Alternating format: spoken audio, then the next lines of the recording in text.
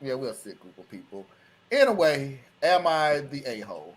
Again, my wife and I have a 2-year-old son, and we've been married for 4 years. Our anniversary was a month ago, and we found a nice, secluded cabin on Airbnb and rented it out for a long weekend getaway. My wife asked her parents if they would be willing to watch our son, and they agreed as long as we dropped him off at their house. That worked out for us since it was on our way anyways. I was raised Lutheran and my wife was raised Catholic, but neither of us currently goes to church and we haven't had our son baptized. My mother-in-law knows this and hates it. She thinks that our son needs to be baptized or he'll burn in hell. She's that kind of Catholic. So we go on our trip, and when we pick up our son and ask how the weekend went, my mother-in-law said everything went fine and that she saved my son's soul from the devil. I asked her what she meant by that, and she says that she had our son baptized that morning at her church. I tried my best to keep my cool so I didn't scream at my mother-in-law in front of my son, but I pretty much grabbed my son and left.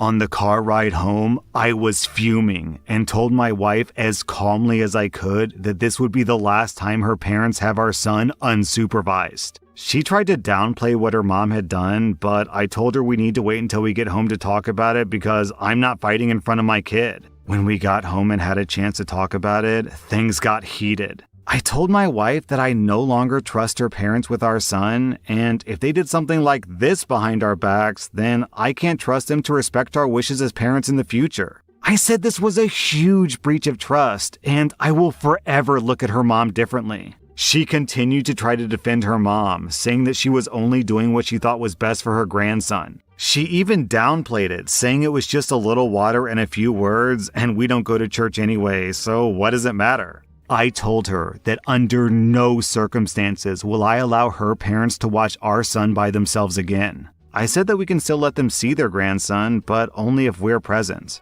I also said that if she doesn't see what the big deal is with the situation, that maybe we aren't on the same page as parents, and maybe we need to go see a counselor. She started crying and said that this isn't the kind of decision I get to make on my own, and I'm a butthole for trying to tell her what kind of relationship her parents can have with our son. I told her that I no longer have any trust or respect for her parents, and that I don't know if there's anything they can do to repair that. I told her I don't care if that makes me a butthole, but what her parents did was unforgivable in my eyes, and they put themselves in this position to lose privileges with our son. She's been trying to convince me to change my mind for the last month, but I'm not budging. To me, this is a hill that I'm willing to die on. So, one of y'all want to say this? This mother-in-law is all the way wrong. Girl, bye. Is you? I'm gonna do it. What's wrong with people? You do not. Well, first of all, let me backstep. First of all, baptizing babies. What? What was that? That's the Baptist in me coming out. You don't do that until that child confesses on his or her own. Second, that was it.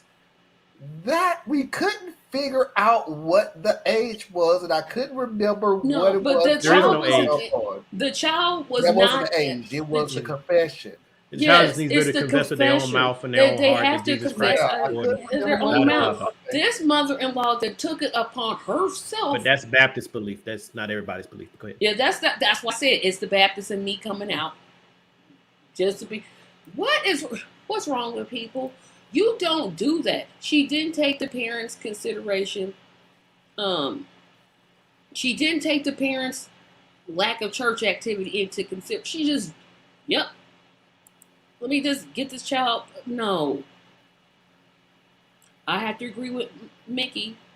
This mother-in-law is all the way wrong. I'm on the father's side. The mother needs to stop defending this, grow a set, and tell her parents stop doing that. And don't let her see the child. Yes, parents, stop baptizing the children. Go ahead. Yeah, we're just gonna forget that. Yes, parents, you can baptize your child, not give her to your grandparents to babysit and have the grandparents and be babysit. Didn't even ask the parents.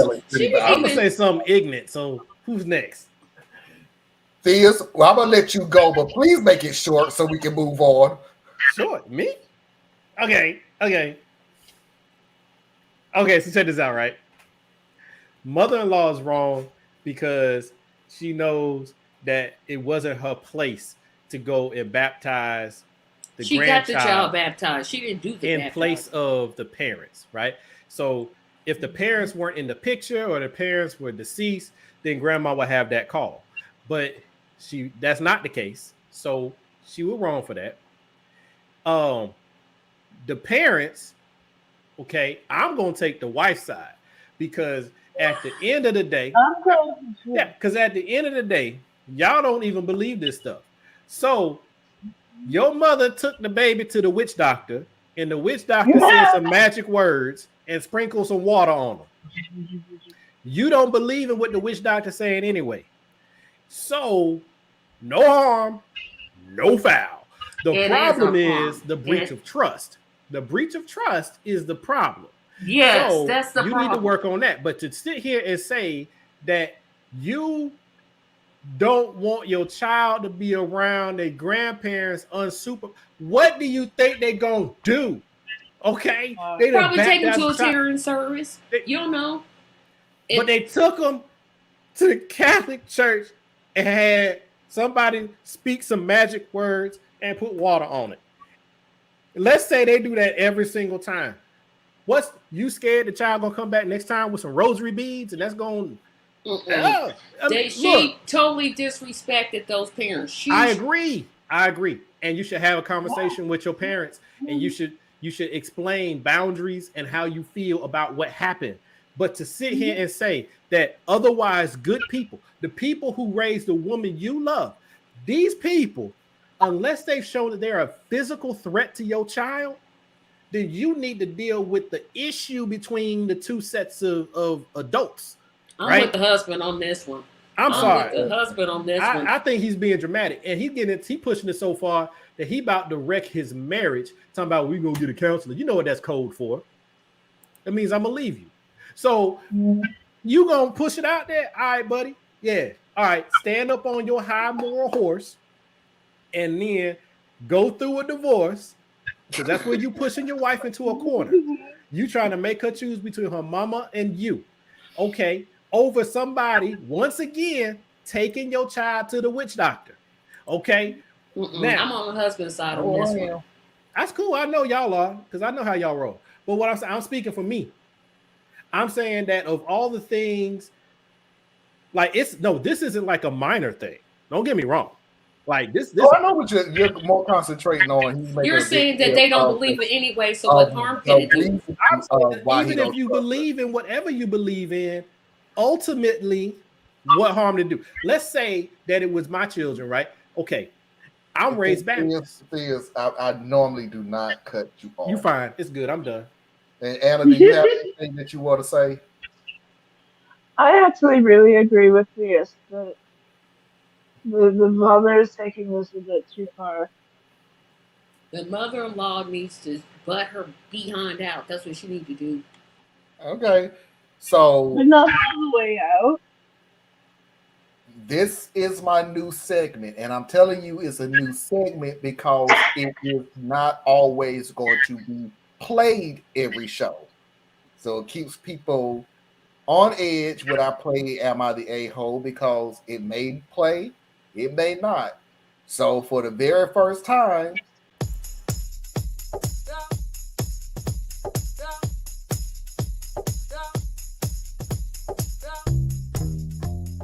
an update. Turns out some of you were right. My wife was in on it. I confronted her a couple of days after I posted, and I directly asked her if she knew that her parents had planned this. She broke down and confessed everything to me. My mother-in-law had been pestering her about baptizing our son nonstop, and my wife finally caved. My wife's been working from home during COVID, while my job requires me to go into the office. My wife and mother-in-law started doing Zoom meetings with my mother-in-law's priest to start the baptism process. They lied to the priest and told him that I was okay with baptizing our son, but I didn't want to be involved. The priest allowed it, and they started doing online baptism classes while I was at work. My wife admitted that she planned it around our anniversary getaway, and my mother-in-law had somehow convinced the priest that her and my father-in-law would be the only ones in attendance. My wife told me that I wasn't supposed to find out, but my mother-in-law couldn't keep her mouth shut for even one day about it. Their intention was to keep this from me permanently. I did contact the church and let them know the truth. I talked with the priest, and he was surprisingly helpful.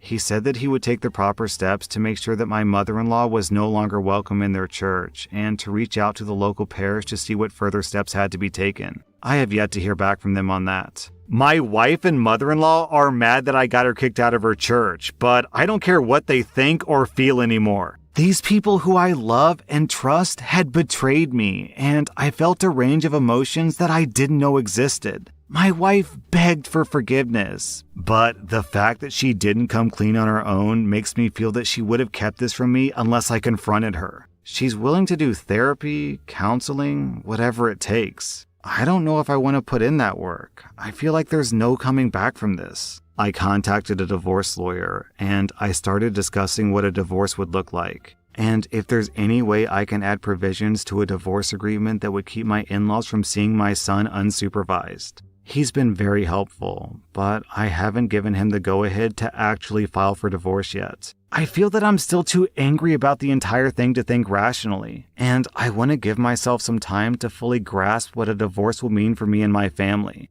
My wife and I aren't talking much. I pretty much go to work, come home to play with my son, go to bed, and repeat. I don't know what the future is going to bring, but I do know that without the support and help from people on Reddit, I don't think that I would have the clarity that I do now. Well, did I see this one coming? All right, so. Okay. Sorry, my ignorance of Christianity and Catholicism is here. Why do you have to take classes? That's Catholic. Yeah. Nah, Christians just as goofy, and the Christians are just as goofy. Yes, you do. Yes, you have to take. You take classes before you get baptized too. No, I did not take not one class. When it comes to the Catholic, because Church, I didn't play the video. I didn't play this video, but apparently, because I didn't know the question was going to come up, but apparently it did. Somebody in the comments did say during the video, I'm trying to figure out how the grandmother got around baptizing the child, because you do have to go through Catholic classes and sign papers before you can baptize a child. So they were trying to figure out, how did the grandma get around it? Because someone was saying, well, wait a minute. So did she forge papers?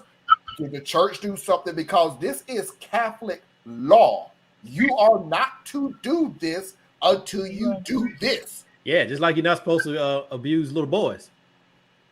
Oh, come on. Just saying. Well, I mean, you're dealing with a den of thieves and hypocrites. I have no love for the Catholic Church, okay? Yeah, but neither do I. But here's the thing.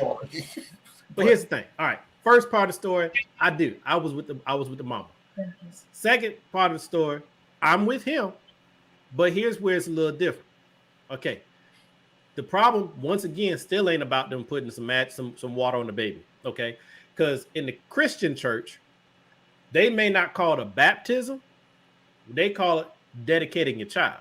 Yeah, dedicating a child. So you can dedicate your child when it's still a baby, or even at any time before it gives its own consent. You can dedicate your child, right? Just typically we do it when they're a baby or a toddler. Okay. It's the exact same thing as the Catholic baptism thing as far as what's going on. But we believe on the Baptist side that in order to actually be born again, you need to be aware of what you're doing, right?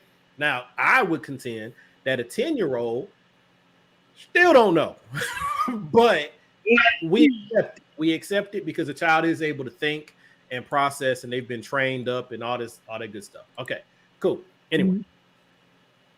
For him, though, second half of the story, the only option is a divorce, homie. Because here's the thing. No, it's the only option because. Oh my God, yes. Because and it's the reason why I say it, Tracy, is because he no longer sees these people the same way.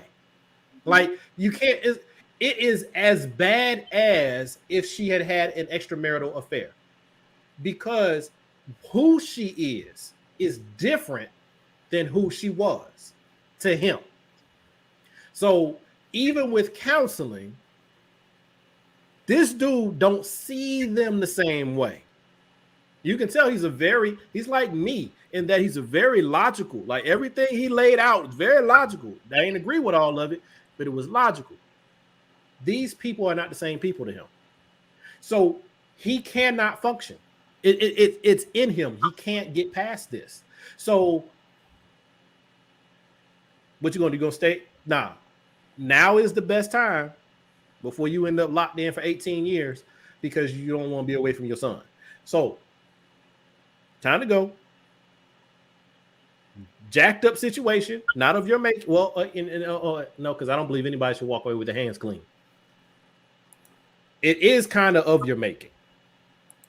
And the reason why I say that you have a contributory factor here is because you were so inflexible and you are so demanding that everything be done your way that the conversation, there wasn't an environment conducive to having an open and direct conversation where your wife felt like her voice was going to be as valuable as yours.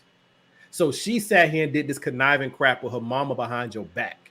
So that's one part that I hope as he moves forward, he learns, because something in the way he conducts himself is everything is my way or the highway. So, bruh, you might be the victim here. I agree you're the victim here. But there's collateral damage. You got a son. Now you're about to have an ex-wife. You're going to have the contention that comes with being divorced because it's always sucky. You're going to have all this crap going on